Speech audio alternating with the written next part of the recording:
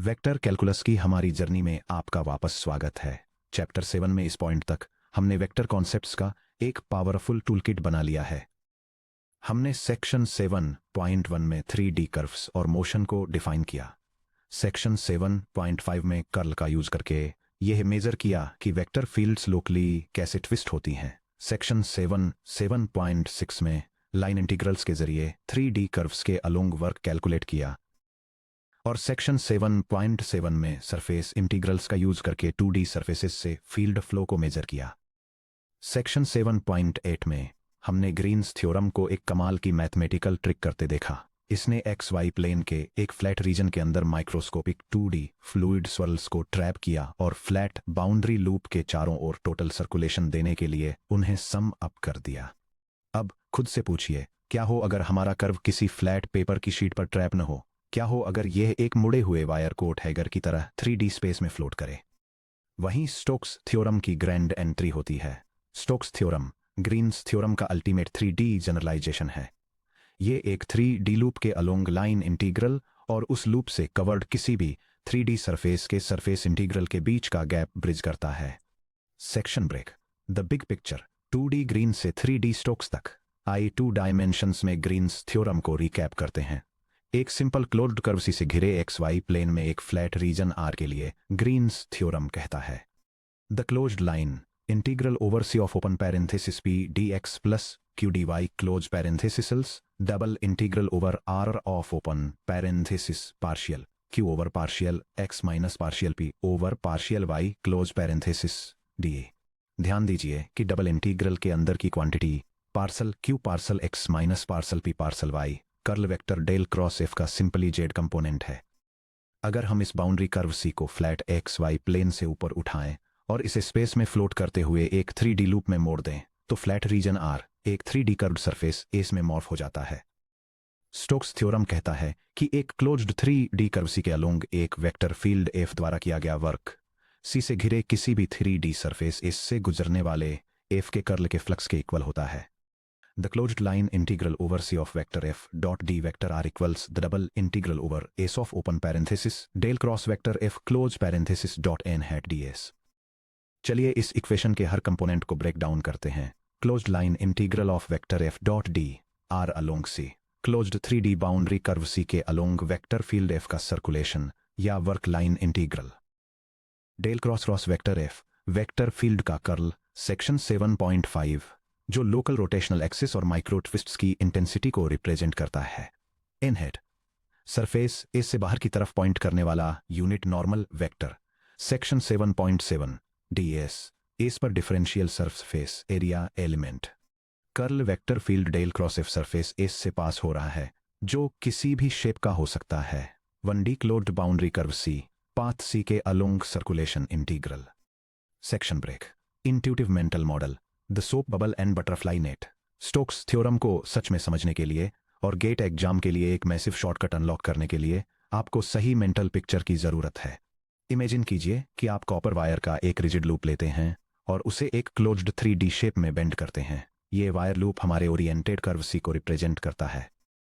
अब उस wire loop को सोप सॉल्यूशन के बाउल में डिप कीजिए।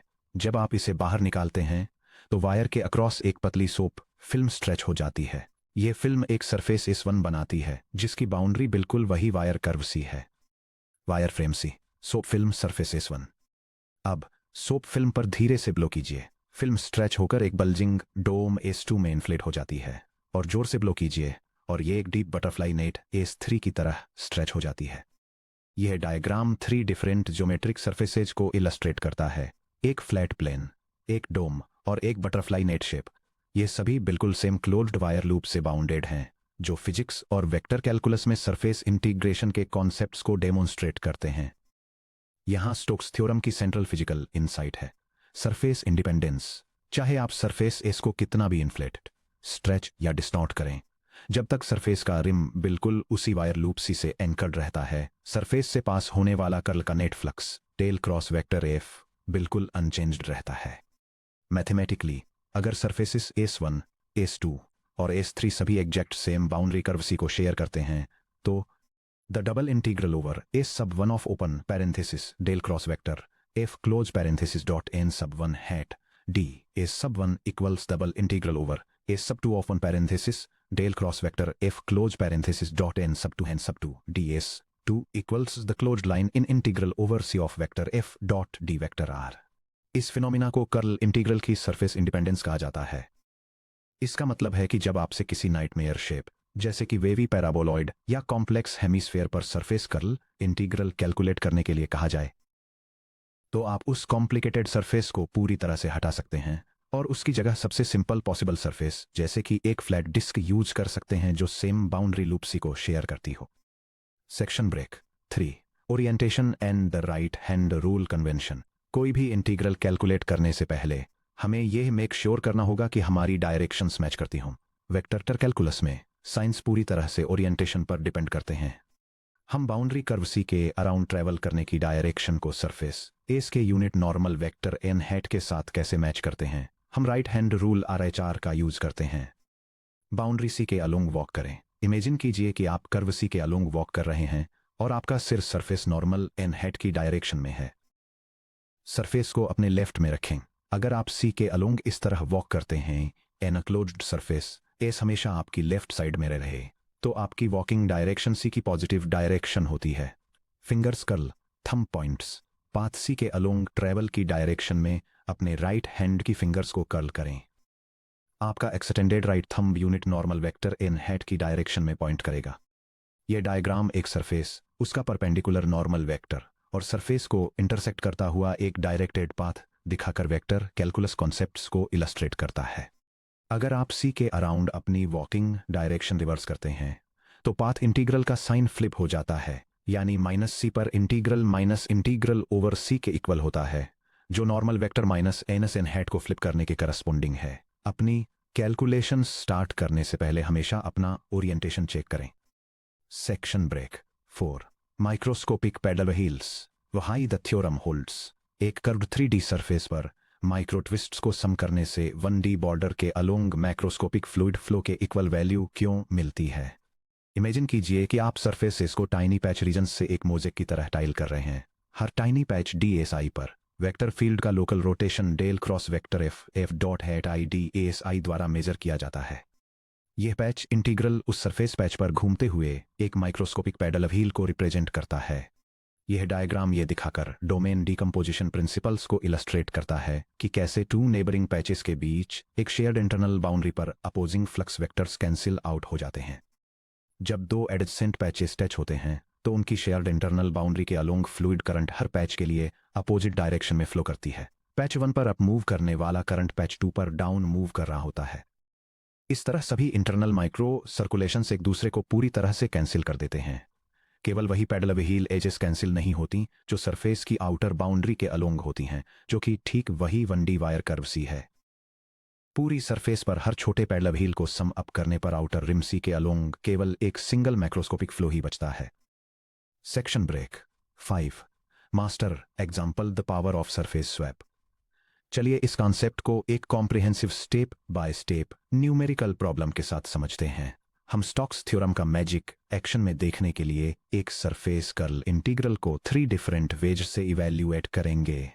Problem statement surface integral double integral over S of curl of vector f dot n hat ds को evaluate कीजिए, जहां vector f of x y z equals y i hat plus z j hat plus x k hat और S paraboloid surface z equal to 4 minus x squared minus y squared है, जो XY plane के ऊपर स्थित है। j is greater than और equal to 0, जो एक upward unit normal hat dot k hat greater than 0 के साथ ओरिएंटेड है। Section break method 1 direct surface integration over the paraboloid S1। सबसे पहले आइए दी गई कर्व्ड पैराबोलाइड सरफेस S1 का यूज करके इसे डायरेक्टली सॉल्व करते हैं। Step 1 curl of vector f calculate कीजिए। Del cross vector f equals the determinant of the matrix with row 1 i hat j hat k hat row 2 partial over partial x partial over partial y partial over partial z row 3 y z x।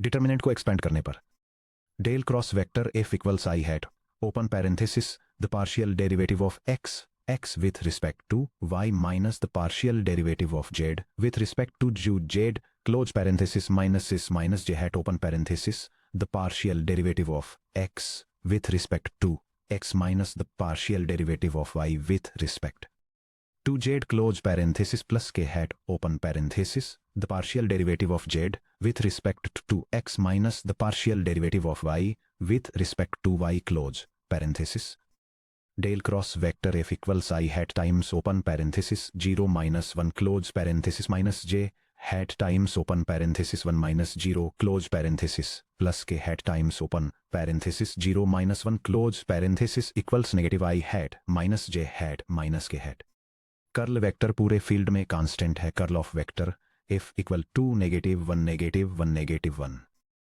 Step 2 surface normal vector और area element set up करें x y z के implicit surface equation g equal to z plus x square plus y square minus 4 equal to 0 के लिए normal vector del जी द्वारा दिया जाता है del g equals to x i hat plus 2 y j hat plus k hat क्योंकि k hat component +1 है यह vector ऊपर की तरफ पॉइंट करता है जो हमारे रिक्वायर्ड ओरिएंटेशन से मैच करता है। सेक्शन 7.7 से याद करें कि एक surface z equal to f of x y के लिए वेक्टर सरफेस एलिमेंट है n hat d S equals open parenthesis two x i hat plus 2 y j hat plus k hat close parenthesis d x d Y.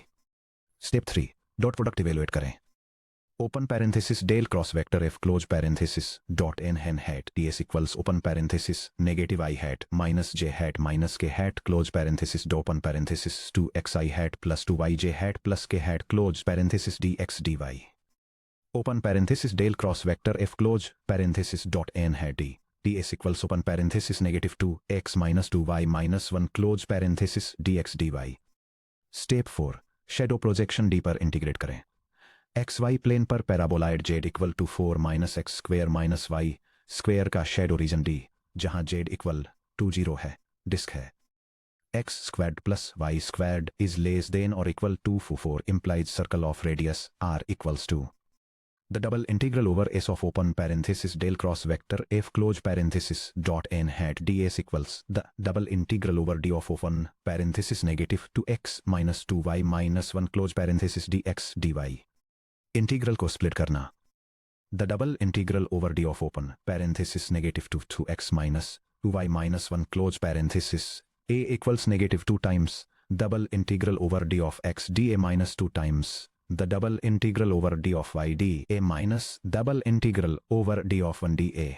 Symmetry के हिसाब से क्योंकि disc D origin पर centred है centroid coordinates D पर x d ए का double integral और D पर वाई डी ए का डबल इंटीग्रल दोनों ही पूरी तरह से 0 हैं तो हमारे पास बचता है the double integral over S of open parenthesis del cross vector F close parenthesis dot n hat d S equals negative double integral over D of 1 d equals negative area of disc D area of disc equals pi r squared equals pi times 2 squared equals 4 pi the double integral over s sub 1 of the curl of vector f dot n hat d is equal to negative 4 pi।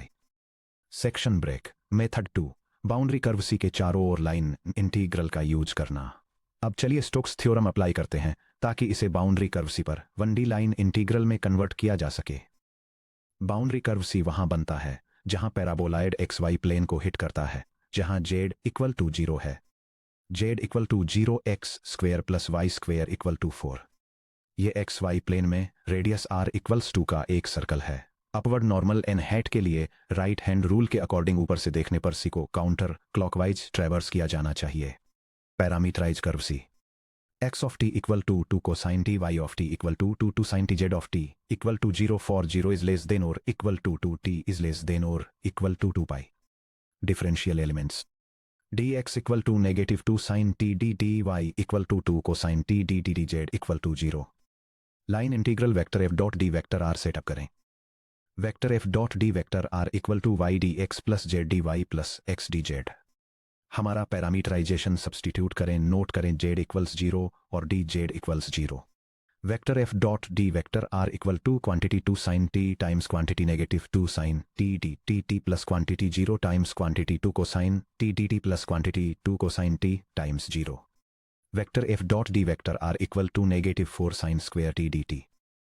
अब t इक्वल्स 0 से t equals 2 पाई तक integrate करें। The line integral over C of vector f d vector are equal the integral from 0 to 2 pi of negative 4 square t dt equal to negative 4 times the integral from 0 to 2 pi of quantity 1 minus cosine of 2t over 2 dt.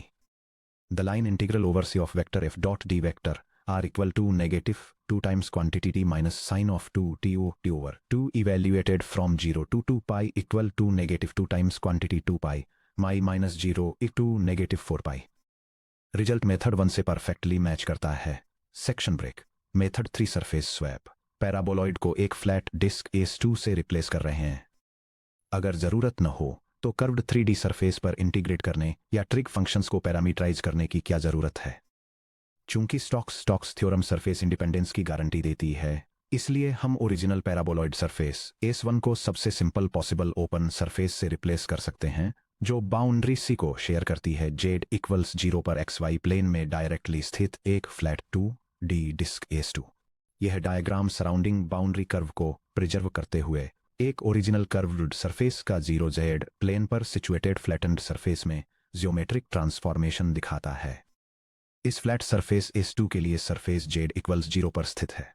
ऊपर की तरफ point करने वाला unit normal vector simply n hat equals k hat है. Differential area element ds equals dx dy है. अब इस flat disc S2 के थ्रू कर्ल का फ्लक्स कैलकुलेट कीजिए. Quantity the curl of vector f dot n hat equal to quantity negative i hat minus j hat minus k hat dot k hat equal to negative 1. अब double integral perform कीजिए. The double integral over S2 of the curl of vector f dot n hat d is equals double integral over S2 of negative 1 d a equals negative 1 times the area of S2. The area of S2 equals pi times 2 squared equals 4 pi. The double integral over S2 of the curl of vector f dot n hat d is equals negative 4 pi. जरा इसकी simplicity देखिए. Method 3 में dot product तुरंत constant -1 में बदल गया, जिससे coordinate transformation, derivatives और कॉम्प्लेक्स पैरामीटराइजेशन पूरी तरह से खत्म हो गए. यह सरफेस स्वैप तकनीक वेक्टर कैलकुलस प्रॉब्लम्स को एफिशिएंटली सॉल्व करने के लिए सबसे यूजफुल ट्रिक्स में से एक है. Section break. 6. GATE exam strategy. Stokes theorem कब यूज करनी है यह पहचानना. गेट जैसे कॉम्पिटिटिव एग्जाम्स में स्पीड और एक्यूरेसी सबसे ज्यादा जरूरी होती है. यह जानना कि स्टोक्स थ्योरम कब अप्लाई करनी है एक मल्टी मिनट कैलकुलेशन को 30 सेकंड की प्रॉब्लम में बदल सकता है. Decision flow chart. क्या ये एक क्लोज्ड लूप C है या ओपन सरफेस S? एक लाइन इंटीग्रल के लिए f डॉट dr का क्लोज्ड लाइन इंटीग्रल. क्या f को इंटीग्रेट करना मुश्किल है? For example e to the x square या साइन ऑफ y स्क्वेयर. अगर ऐसा है तो स्टोक्स के थ्रू सरफेस इंटीग्रल में कन्वर्ट करें.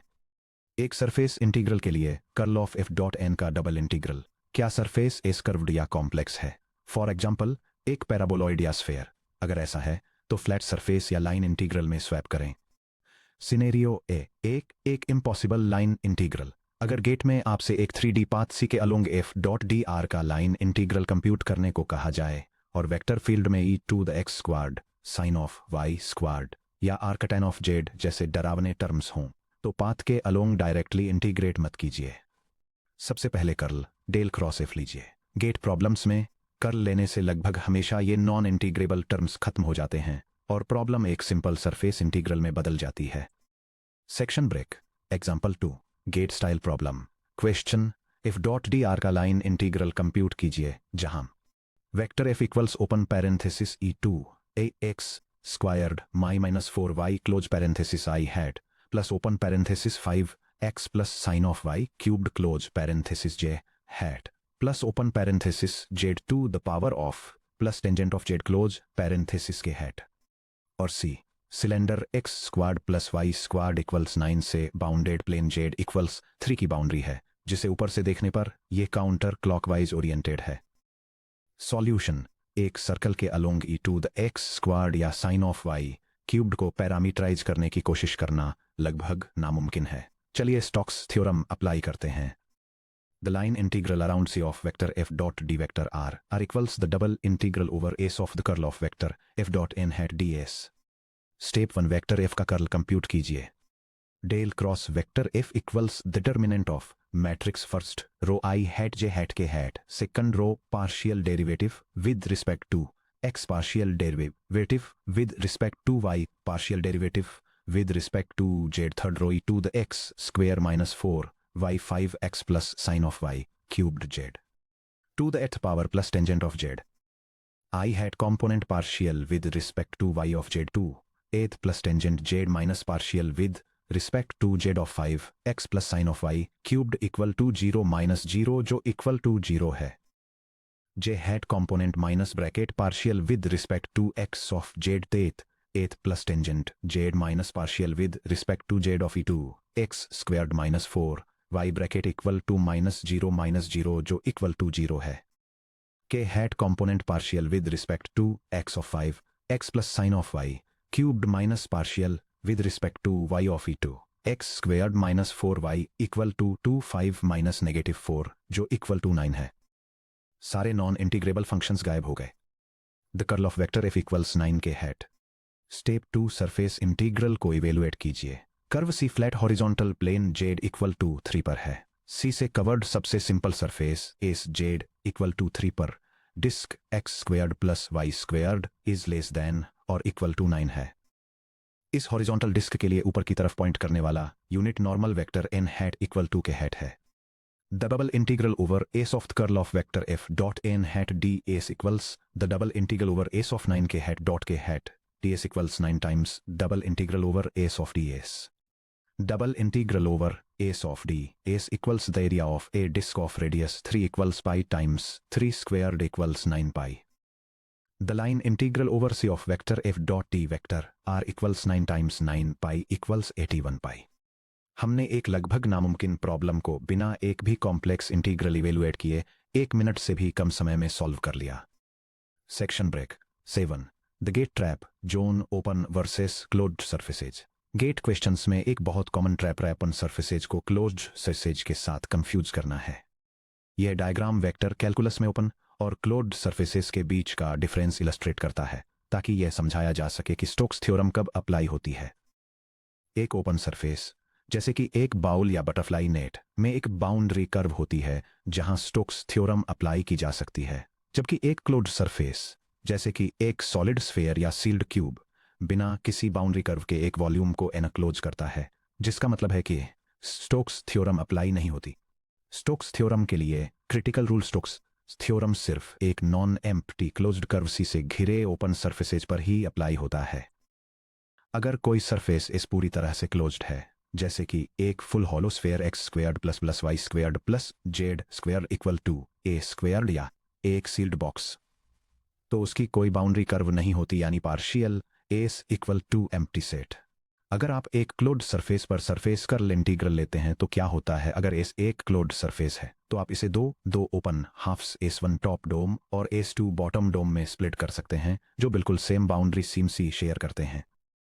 आउटवर्ड नॉर्मल्स के साथ दोनों हाफ्स पर स्टोक्स थ्योरम अप्लाई करने पर the double integral over closed surface S of the curl of vector F dot n hat d S equals the double integral over S sub one of curl of vector F dot n sub one hat s plus the double integral over S sub two of curl of vector F dot n sub two hat d S.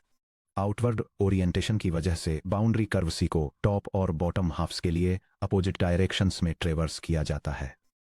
The double integral over closed surface S of the curl of vector after n hat ds equals the line integral over c of vector after dot d vector r plus the line integral over negative c of vector f dot d vector r equals the line integral over c of vector f dot d vector r minus the line integral over c of vector f dot d vector r equals 0.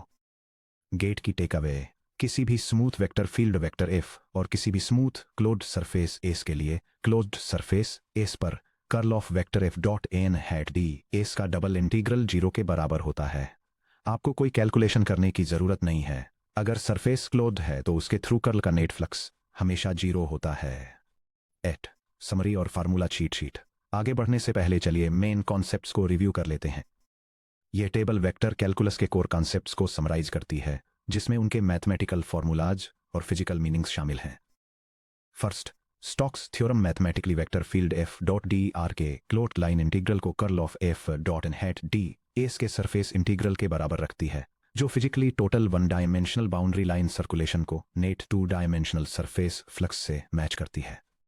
Second, surface independence यह demonstrate करती है कि surface A सब 1 पर curl of F का surface integral surface A सब 2 पर इसके इक्वल होता है, जिससे यह पता चलता है कि कर्ल फ्लक्स सिर्फ बाउंड्री सी पर डिपेंड करता है और कॉम्प्लेक्स सरफेसेस को फ्लैट सरफेसेस से रिप्लेस करने की इजाजत देता है। Third, orientation rule right hand rule का यूज करता है, जहां पाथ सी के अलोंग अपनी फिंगर्स को कर्ल करने का मतलब है कि आपका thumb surface normal n head की डायरेक्शन में पॉइंट करता है। लास्टली, क्लोज्ड सरफेस आइडेंटिटी ये स्टेट करती है कि एक क्लोज्ड सरफेस एस के ऊपर curl of F dot n n head D S का सरफेस इंटीग्रल 0 के बराबर होता है, जिसका मीनिंग है कि बिना किसी बाउंड्री वाली क्लोज्ड सरफेस से गुजरने वाला किसी भी कर्ल फील्ड का फ्लक्स हमेशा 0 होता है। 9. लुकिंग अहेड क्या होता है जब सोप बबल क्लोज हो जाता है। इस सेक्शन में हमने देखा कि जब तक एक 3D सरफेस ओपन रहती है, इसकी बाउंड्री वायर सी इसके थ्रू फ्लो होने वाले टोटल कर्ल को डिक्टेट करती है। क्या होता है जब हमारा सोप बबल इतना इन्फ्लेट हो जाता है कि वह स्नैपशॉट होकर एक 3D वॉल्यूम वी को पूरी तरह से एनक्लोज कर लेता है।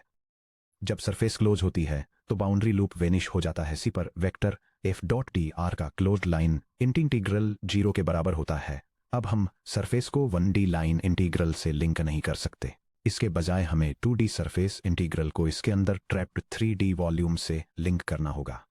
2D सरफेस बाउंड्री से 3D एनक्लोज्ड वॉल्यूम का यह ट्रांजिशन हमें वेक्टर कैलकुलस की फाइनल मेजर फंडामेंटल थ्योरम पर लाता है, गॉस की डाइवर्जेंस थ्योरम। अपनी इनट्यूशन तैयार रखिए। सेक्शन 7.10 में हम एक्सप्लोर करेंगे कि कैसे एक 3D वॉल्यूम के अंदर फ्लूइड एक्सपेंशन और सोर्सेज इसकी एनक्लोजिंग बाउंड्री पर आउटवर्ड फ्लक्स क्रिएट करते हैं।